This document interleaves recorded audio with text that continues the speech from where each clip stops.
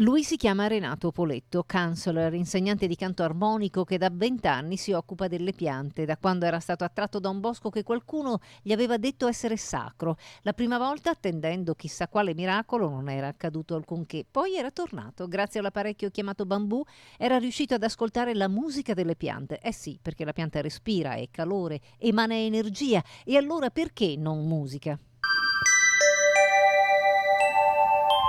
Questa è una elaborazione dell'energia della pianta. Adesso piano piano il sistema la riproduce. Tutto quello che scorre all'interno della pianta viene trasformato in un segnale sonoro musicale. Noi diamo il suono, la voce, mentre la pianta è quella che dà la melodia, dà il ritmo. Quindi se noi applicassimo bambù in un'altra pianta, la musica è diversa. La musica è diversa, ogni specie ha la propria musica, come se fosse una lingua. È l'energia delle piante a spingere verso note diverse, quindi a creare una sua musica. Il messaggio che viene portato avanti è che la natura è fondamentale per l'equilibrio psicofisico dell'uomo.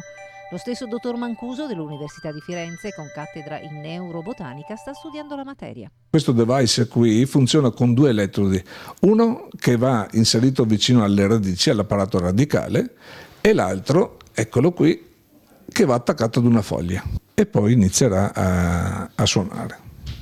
Naturalmente, eccolo qua.